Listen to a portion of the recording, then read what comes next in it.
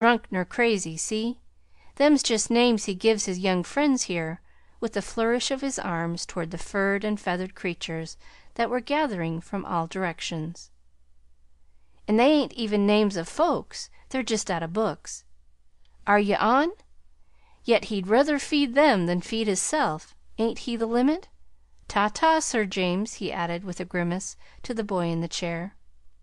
"Buck up, now. Nix on the no grub racket for you. See you later." Pollyanna was still blinking and frowning when the lame boy turned with a smile. "You mustn't mind Jerry. That's just his way. He'd cut off his right hand for me, Jerry would. But he loves to tease. Where'd you see him? Does he know you? He didn't tell me your name." "I'm Pollyanna Whittier. I was lost, and he found me and took me home," answered Pollyanna, still a little dazedly. "I see. Just like him," nodded the boy. "Don't he tote me up here every day?" A quick sympathy came to Pollyanna's eyes.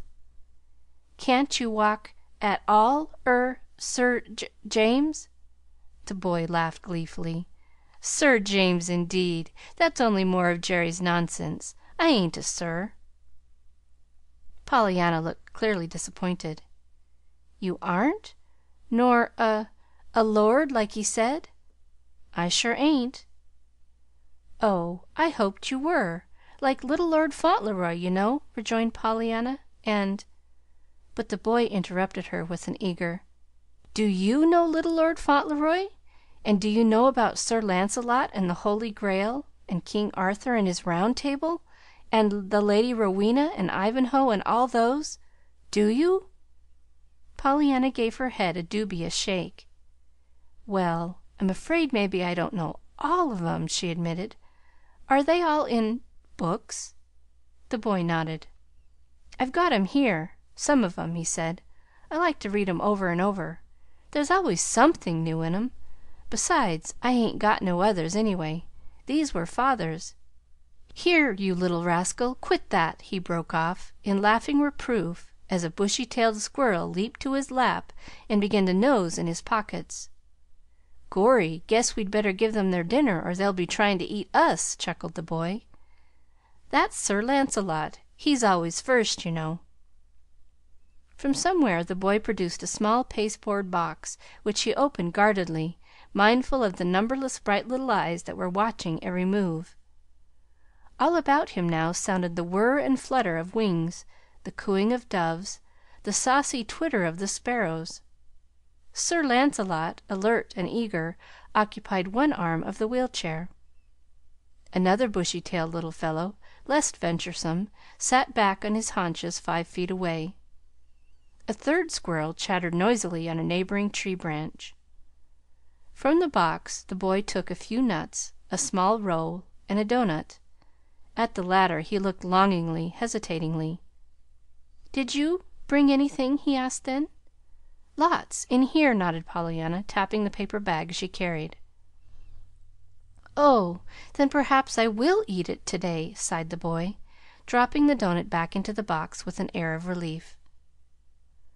Pollyanna, on whom the significance of this action was quite lost, thrust her fingers into her own bag, and the banquet was on. It was a wonderful hour. To Pollyanna it was, in a way, the most wonderful hour she had ever spent, for she had found some one who could talk faster and longer than she could.